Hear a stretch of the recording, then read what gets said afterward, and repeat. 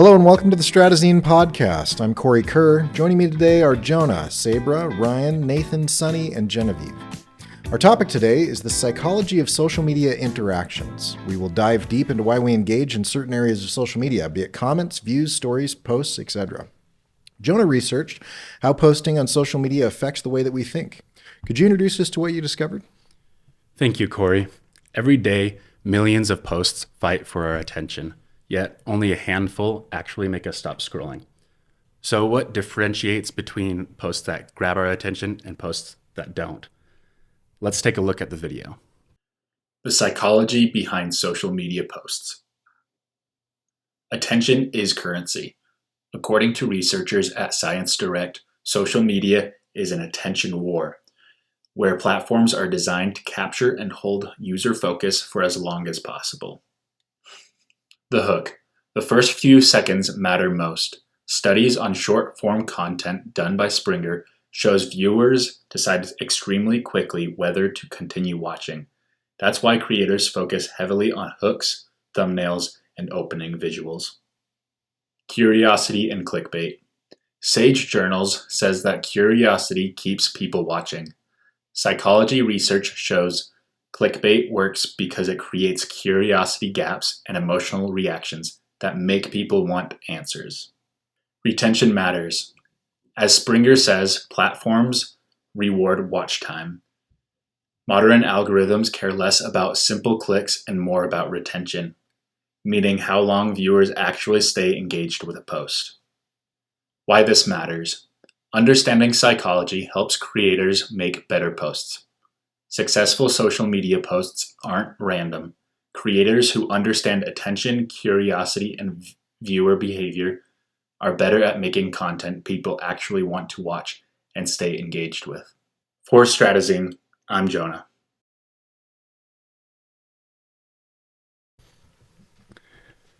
Building off those ideas, let's move into our discussion. What do you guys think separates hooks that build curiosity rather than just sounding like clickbait? I'll take that. I think something that separates them is being genuine. I think if you're not genuine in like the content that you're creating and the hooks that you're creating, it feels fake, and clickbait can feel kind of fake sometimes. So if you're genuine. I definitely agree that genuine feel is much more genuine, and it makes you actually want to watch what's going on. Talking about genuine, if thumbnails and titles are made to grab attention, what stops people from just leaving after a couple of seconds of watching something? I think I can answer that. Kind of based off of thumbnails and titles, they always promise something to us. They either say, this is going to make you laugh, this is going to make you cry. And so whenever I click on a video saying or promising such things, I'm going to be expecting to cry or laugh. And if that doesn't happen within the first, like you said, 10 seconds, then I'm going to scroll right past that because then they weren't upholding their end of their bargain, basically. I agree. Thank you, Genevieve. Thanks, Jonah. Let's move on to our next segment. Genevieve, you've been looking into engagement with social media stories. Tell us more. Thanks, Corey. I enjoyed learning more about why people engage with stories. I discovered that the ephemeral way of posting carries less pressure than actual posts. Just to clarify, the word ephemeral, it means that it lasts for a short while. To segue into my video, I want you guys to think about why people prefer posting stories over posting actual posts. Why we share stories. Stories, the temporary posts on social media. Stories feel different from physical posts because it's less permanent and there's less pressure. They're more in the moment types of sharing methods. A psychological reason for posting stories is a form of expression. People share life moments and they love posting without it being permanent. According to research, another reason for stories on social media is the connection we can have with others. Sharing daily moments with close friends maintains relationships, and keeps them close. Influencers love social media and stories because it gives a personal platform for their audience. A last psychological reason is that people need the validation and attention that they can get through stories. It's an addictive thing to receive views and reactions, and this causes the feedback loop. Awareness of being seen still matters to this day. To cap it off, stories are so powerful because the ephemerality reduces the self-censorship. People show their real selves while sharing it and allows social monitoring. For Stratazine, this is Genevieve. Now that we learned some of the psychology behind stories, let's hear some thoughts from the group. Why do you guys think stories feel more personal than regular posts? I have a thought on that. When I think of stories on any social media outlet, whether it be Snapchat, Instagram, Facebook even, I think of the personal touch that it offers the audience. Because of how limited it's available, the people that actually get to interact with that story have a sense of allegiance, I would say, to that influencer or to that friend. Not to mention the close friends list is an interesting feature that will allow you to only allow specific people to see and engage with your stories. So I think the time variable has a very interesting aspect, as well as the allegiance that you can dedicate and show by viewing those stories and keeping up to date. Yeah, thanks, Nathan. I really love that you talked about like the allegiance that they have to their influencers. So going off of that, what do you guys think why do stories create less pressure than constantly updating others? If I were to add, I believe most definitely it can create pressure for those who need to update their lives more, because stories, just like as we discussed, it can be what individuals share, even like a live moment. They could share images or things like memes at a certain moment, depending on what they're feeling in that moment. And when other people see those and see that if they're either doing something interesting or something grand, they feel compelled themselves to add as well and to show what they're doing in their day-to-day lives and to keep others that follow them more updated on themselves. Thanks, Ryan. Thanks, Genevieve. Let's move on to our next segment. Sunny, you've been looking into engagement with likes on social media. Tell us more. Thanks, Corey. It was interesting to dive deeper into why we like posts on social media. I discovered that there are several different driving factors about why we like and what we like. Why we like posts. Popularity likes. The number of likes on a post often correlates to popularity in our minds. According to an article by Volume 9, people are more prone to interact with already popular content. Thousands of likes on a post indicate worth and relevancy, which attracts others more likely to interact. Emotional likes. Another reason we like posts on social media is because we feel an emotional reaction from their contents. People like posts because they are funny, attractive, inspiring, relatable, or interesting. In a neuroscience study, participants reported liking content mainly because it was visually appealing, relatable, or enjoyable, and most users said their decisions was instinctive rather than heavily planned. Reciprocal likes. According to Volume 9, users feel compelled to return engagement when someone interacts with their content. People often feel more inclined to like someone else's posts if they have done the same for them. There is a sense of community that is built surrounding this ideology. It is another way of showing someone that you are connecting with them. A like can be saying more than just that you like their content. It can be saying that you see them and want to support them on social media. For Stratazine, this is Sunny.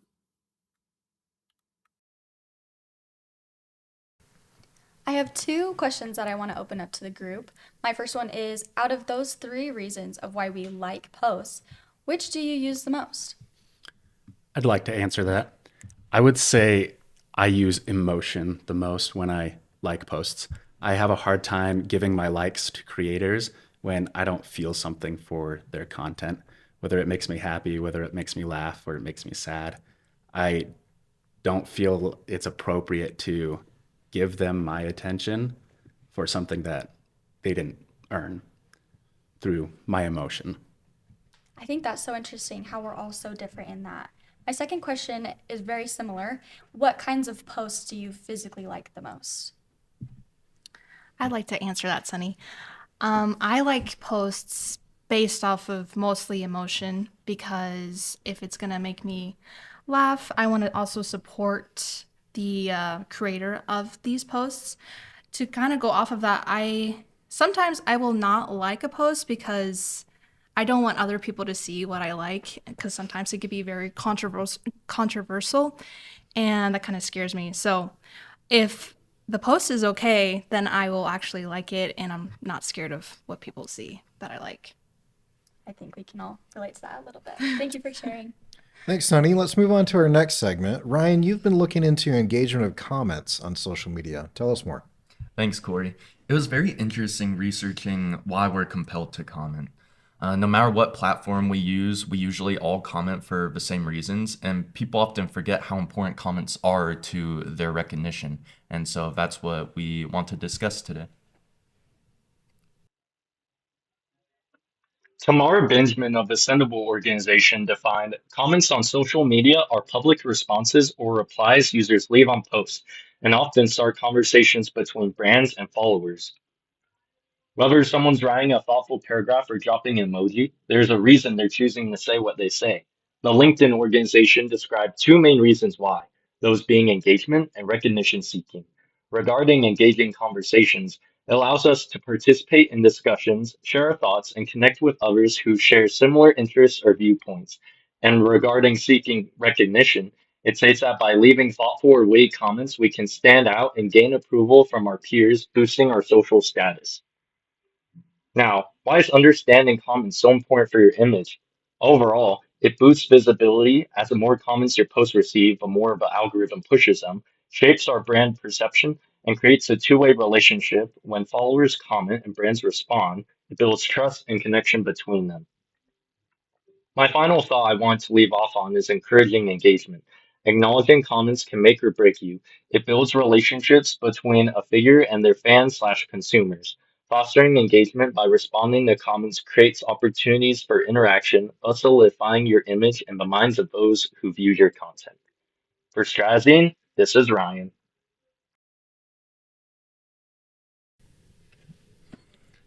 With all that in mind, to the group, what motivates you to comment and how does it differ between platforms, if at all? I'll take that. I really like how you said, how does that differ between platforms? I definitely will more likely comment on TikTok than anything else. In my mind, TikTok is way less serious than all of the other social media platforms. For example, I went to a concert recently and I've seen a lot of posts about that concert, so I'll like insert my selfie that I took at that concert. Whereas on Instagram, like it's more likely that people I know will see my comments and I get a little shy about that. So, but when I feel related to the content that's shared in the post, I'm more likely to comment. Oh, so like relatability and animosity play a really big role. Is Yeah. that right? Wow, that's interesting. Yeah, thank you. Yeah, I definitely agree. I find myself more compelled to comment on things such as YouTube than Instagram because, yeah, it's more likely for your followers on Instagram to see. And so that creates kind of a interesting differentiation. And with that being said, people who share stuff will not always share something you like or even agree with. So have you ever commented on something because it did not align with your opinions or values? I'll take that. Yeah, I have. Sometimes when we see something like a reel or something that we don't agree with, we feel the pressure to share our opinions. And sometimes that can be, sometimes people do that in a respectful way, and sometimes people like bash on the internet. But I definitely have, sometimes instead of like actually commenting, I've liked someone else's comment that they have stated their opinion. Sometimes that's more comfortable than actually commenting myself, but I'm saying like, hey, yeah, I totally agree with what you're saying. I mean, is that just me or other people? I totally do that. Agreed, Okay. Yeah. for sure. Sometimes the actual commenting part is the scary part, but Yeah, because you just think, what's the point? Because they're not even going to see your comment. Like, Yeah. they probably won't because there's like 1,000 comments. Yeah. So, yeah. Thanks to all of you. Yeah. Thanks, Ryan. Let's move on to our next segment. Sabra has been looking into the engagement with reposts on social media. Tell us more.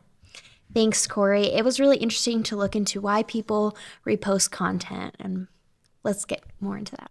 Why we repost.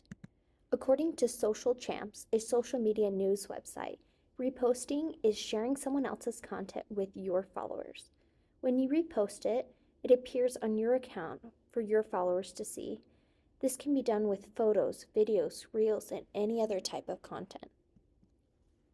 People repost because they want their voice to be heard. William Gassner, an influencer marketing expert, says reposts can increase views by 75% compared with stories, comments, or shares. You have higher engagement, and it can be described as a social media tattoo. Important personal views can't be ignored when you choose to repost. Rochi Zalini from Buffer says, a share or repost means someone puts their name behind your content. An example of this is Twitter, now known as X. It is the #1 news site in the world. According to a study done by Pew Research and Andrew Hudson, a content and social media manager, 82% of all posts on X are retweets or reposts. This proves the claim that people choose to repost to be heard. These are my sources, and for Strategene, I'm Sabra.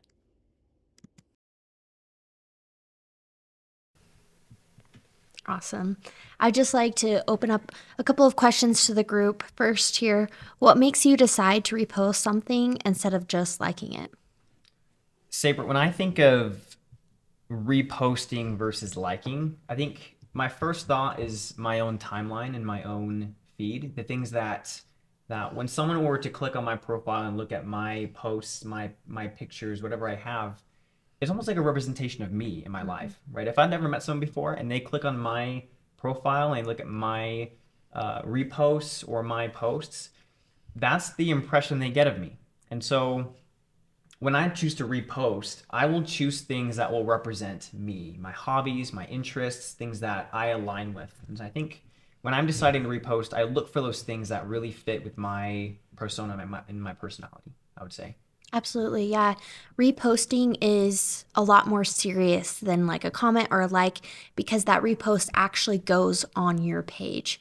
And so it's almost as if like putting your name behind content and saying, oh yeah, I agree with this, more than just liking or commenting. I have another question here for the group. Do you usually think about your followers before reposting? If you do, why or why not? I really like what you said about putting your name behind that post. I think about my followers every single time I repost something. I think, and like you were saying, like, this is your persona, you're endorsing this video, like, this is me, basically. It's as if you had posted it yourself. And so I always think about who follows me on specific platforms and what they're going to think about me if I repost this video. Absolutely, yeah, because you don't want to like offend someone, or it's important. Like your family and friends are following, so thanks for your thoughts. Thanks, Sabra. Let's move on to our next segment. Nathan has looked into why individuals choose to share social media content. Tell us more. Thank you. Investigating why people decide to repost content has always fascinated me. And I want to share with you some of my key findings. So let's take a look at that clip. Psychology of sharing media. Every day, billions of posts get skipped, but some get shared. Why? What makes us stop scrolling and pass something along to our friends?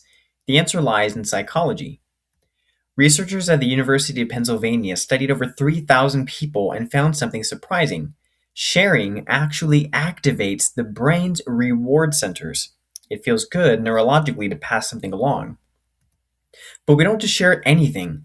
People share content that feels meaningful, either to themselves personally or to someone they care about. Researchers call this value-based virality.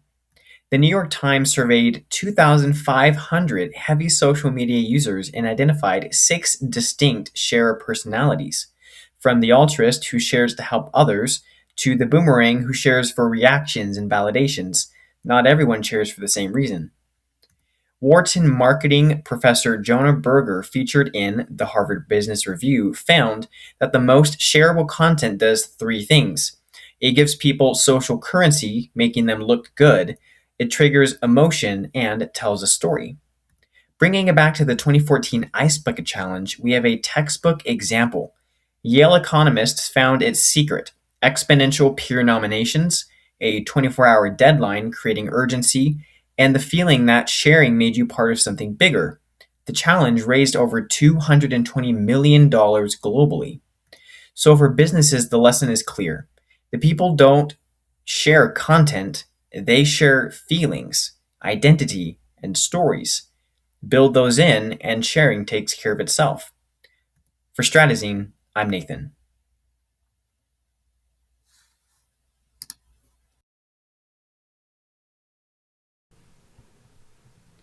I want to bring this to the group today, and I want to dive into this a little bit deeper.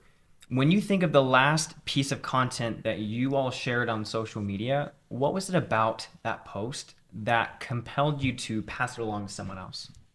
I have a thought.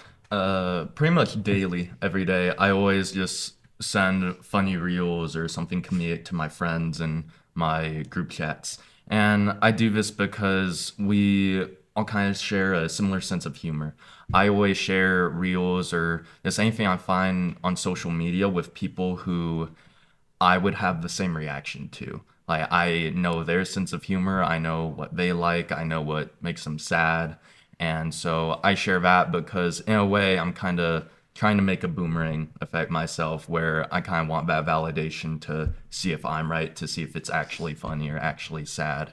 And so yeah, just getting that reaction, especially from somebody I care about, is what compels me to share on social media. And that's why. I love that. So you felt that engagement with it, and you wanted someone else to experience that same sensation. Mm-hmm. Yeah, that's awesome. Exactly. I have another question for you all. How does your willingness to share content, for example, differ from companies who produce content versus people that you know in real life who share content? And how does that affect your willingness to share? I can answer that. I think that independent influencers, the people that we know in our daily lives, the people that we follow, we're more likely to share their kind of content because it's more personable to us. We followed them. We want to see their content. So we're more willing to share it versus a company might be making posts based on a more generalized audience. They might have their specific audiences, but that might not always directly hit me.